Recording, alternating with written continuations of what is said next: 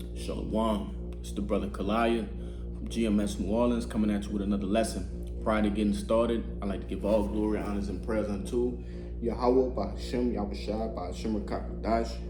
Double honors to the apostles and elders of Great Millstone. Peace and salutations to those for elect. Shalom. All right, and I was actually supposed to do this lesson night before last. Because that's when it happened. All right, but I was blessed with a beautiful account. All right, seeing these chariots, man, and you know, as I sat back, because I was wooed, man. I was just moved by the whole incident in itself. All right, but I sat back when I got home and I was just, you know, debriefing what had happened and just the time, you know, that people was in. And what I came to understand is, all right, we had just finished camp on Saturday, and I say we left maybe around 8:30, 9 o'clock. Right, we all departed, saluted, and went our separate ways. And on the way home, I stopped by my family, you know, and then we're having a little get together. So I went and got some food, stayed for a little while, and you know, once you know everything was all said and done, I was like, I'm gonna get out of here. So as I'm leaving, I was helping my aunt, and you know, she's older. So as I'm helping her walk down the stairs and walk to her car, shit like that, I was handing her purse, right? Her purse back. And mind you, it's pitch black at night, and particularly the corner that we were on, it's darker than usual. All right? And one of the lights are out, or the street lights. So I handed her a purse and, you know, gave her a kiss goodbye and a hug, and as I'm you know, coming from in between the door, I can see, you know, some sort of movement from my peripheral, and I was thinking, like, it was rapid. It just kept coming and coming and coming. I'm like, damn, what the? So I looked up and I just saw a completely linear line of chariots, and as I stated in our group chat down here, you know, it was like 50 plus chariots, man. They were coming in rapid successions, right? And it was amazing to see. And my other aunt, she was, you know, she looked at me, she was like, you know, I could tell she was saying, like, in her mind, like, what the fuck are you looking at? Like, what are you looking, what's up there? And so she came out and asked me. She said, what you looking at? And I'm keeping it to myself, you know, in my mind. I'm just praising the Lord, you know. In my mind, I'm saying, the Wadi Yabashim Yahushua, you know, giving all praises, right, unto the Most High, man, to the Creator of the heavens and earth. And I'm just like, I'm almost in a trance, not in a trance, but I was, like I said, wooed, man, because this was something that I had never seen. And when she looked up and saw it, man, I can tell the instant fear that came upon her. You know, she said, the first word she said was, oh my God, what is that? You know, is that planes? And I didn't respond. Like I said, I just was in my brain, you know, just giving all glory, honors, and prayers unto Yahweh by Hashem Yahushua, man. And you know, she panicked. She ran to her husband. Babe, what is this? What is this? What is that? So I immediately maneuvered. And my dad, he's not in the truth or anything like that, but he watches, like, you know, shit like Ancient Aliens or whatever. So I knew he would appreciate at the slightest, you know, the sighting. So, you know, I called him from out the house, shit like that. And, you know, he witnessed it, and he was blown away too.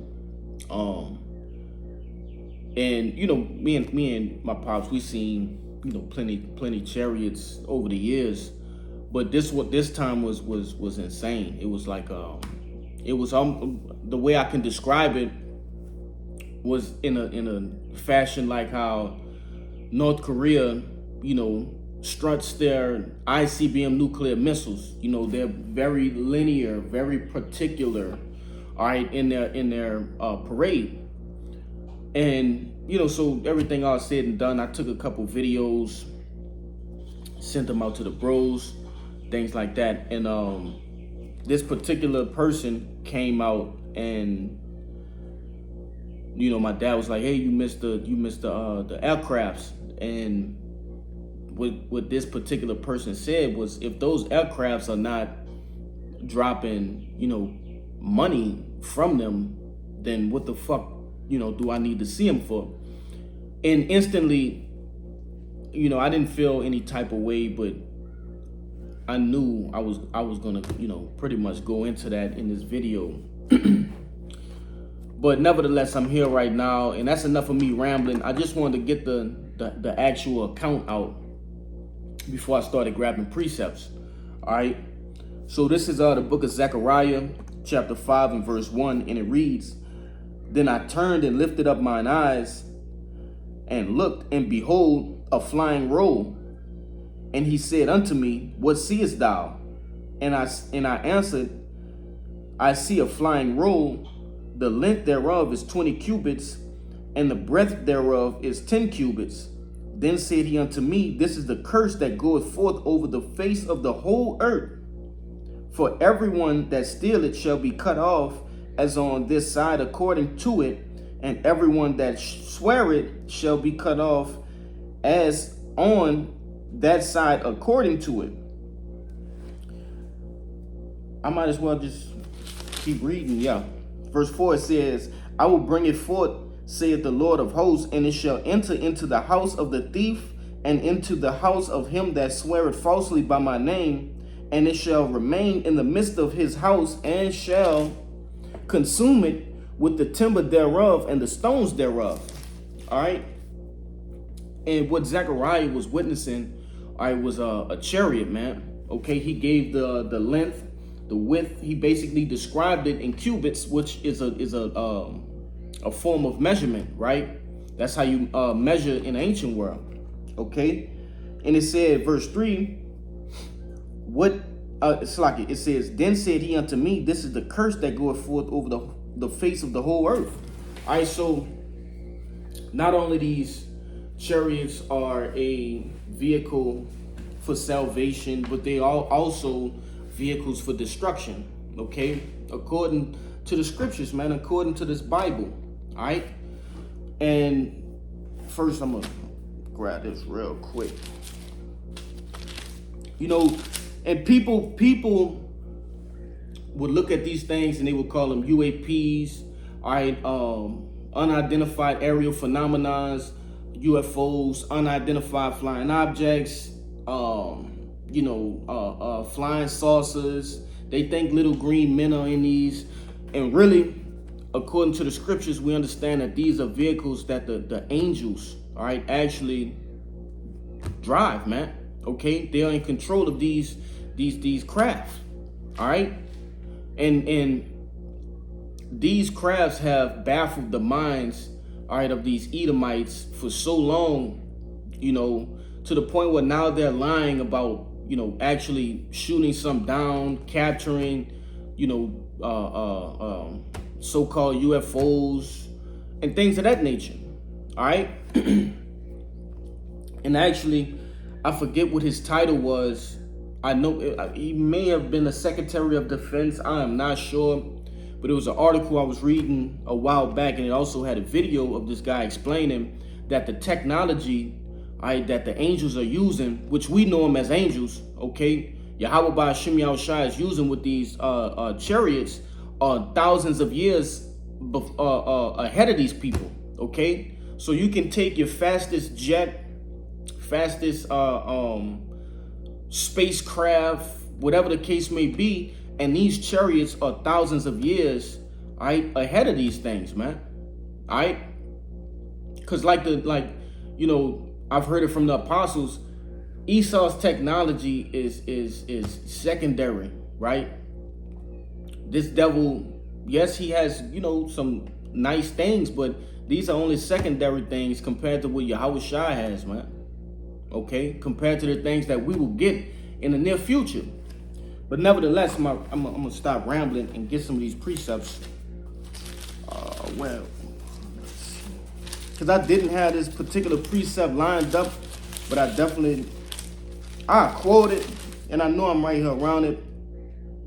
But nevertheless, it tell you in Isaiah, the Lord gonna say, "Come up hither," and that's going into the deliverance of the elect, man. All right, when these nuclear missiles, these ICBM nuclear missiles are about to go off, all right, men are gonna actually get beamed up. The elect, all right, which consists of the innumerable multitude of women, men, and children, okay, and also the 144,000, man. All right, those that are not mortars, they're gonna be beamed up in these chariots. All right, that's a vehicle of protection for us, man. All right, because we're gonna be protected from those ICBM nuclear missiles. All right. Yeah, I guess I'll get that loop now. Where am I? Sliding. Some of my pages are ripped off, man. It's the book of Saint Luke, 21. What is it? 28, and it reads. I should start verse 27, and it says, "And then shall they see the Son of Man coming in a cloud with power and great glory." All right, and that cloud is referring to what? That great fathership, all right? That great mountain, like Ezra seen, okay? In 2nd Ezra, the 13th chapter, starting at the top and going down, all right? And it says, verse 28, "And when these things begin to come to pass, then look up and lift up your heads, for your redemption draweth nigh." When you start to, it's telling you to look up, man. Okay? Witness those chariots. Okay? Right? It says, "For your redemption draweth nigh." Because just like it said in Zechariah that these chariots are a curse, all right? It told you who the curse was for. Okay? It told you it's going to the thief, man. It's going into the house of the thief. All right, that's who the curse is for, and also 2/3, man. All right, but ultimately, these chariots are going to be vehicles of salvation and destruction. All right, and they're going to be being done simultaneously. Okay, while they're destroying, they're going to be redeeming the elect, man. Okay. Where my apocrypha? And I'm gonna just get the Psalms out the way, because I got 2 of them in the apocrypha that I want to just knock off. It's the book of Psalms. Where am I? 68 and 17, and it reads, "The chariots of the Lord are 20,000, even thousands of angels.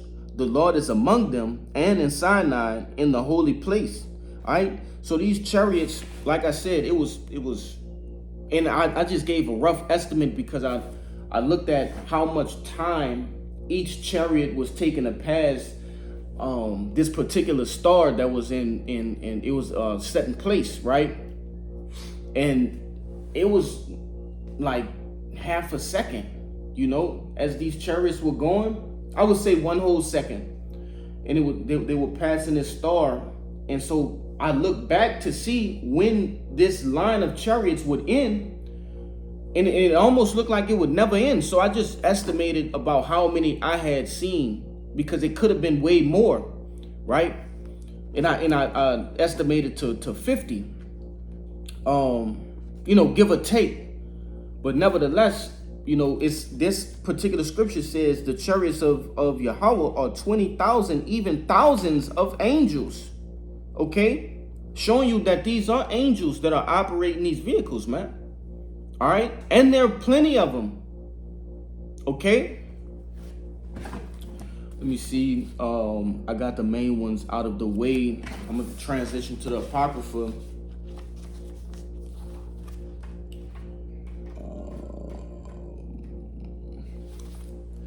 I'm gonna grab this one. Now I'm gonna get that one last. But this is the book of Second Esdras. Second Esdras, the 6th chapter, verse 18, and it reads, and it said, behold, the days come that I will begin to draw nigh and visit them that dwell upon the earth. And how do the Lord visit earth? All right, he sends the angels, which when you go into that word angel, it goes in the messengers. All right, these angels represent the spirit of Yahweh Ba'ashem Yahushai, man. They're coming in the same spirit. All right, so what they're doing is coming to the earth, and I'm gonna get it real quick because I'm getting ahead of myself. Verse 19, it says, and I will begin to make inquisition of them that have hurt unjustly with the unrighteousness, and when the affliction of Zion shall be fulfilled. All right, so there's a job that these specific angels are carrying out. All right, when they're on the earth, on the face of the planet Earth, what they're doing is giving an inquisition. And when you go into that word inquisition in an online etymology, it goes back into a case, a judicial case, right? And that's exactly what's going on. All right, they're giving account of what these Edomites have done, not only to the children of Israel, but to the earth, all right, and how they're operating amongst the other nations, man. All right. And it says, also it says, and when the affliction of Zion shall be fulfilled. All right, so they're keeping track of prophecy as well on the earth, man. Okay? Because that's a part of prophecy, our affliction being fulfilled, right? Because it's a set time that we're gonna be loosed from this bondage that we're in. All right. Let me grab this this last precept. All right. This is the book of Wisdom of Solomon, chapter 5 and verse 1, and it reads, then shall the righteous man stand in great boldness before the face of such that have afflicted him and made no account of his labors. All right, so that's exactly what we're doing right now, man. Okay, we're standing in the face of these fucking devils, right? The wicked, 2/3, all of these motherfuckers, the elites, okay, the whole world, and we're standing bold and bringing out this truth, man, bringing out this gospel, this good news. Okay, it says, verse 2, and when they see it, they shall be troubled with terrible fear, and shall be amazed at the strangeness of his salvation, so far beyond all that they looked for. All right, because these people, they don't believe that and there's a fucking mosquito. Salakia, I missed them. I don't need them biting me in the face or anything. Salakia, got it. You know, that's the thing about summertime too.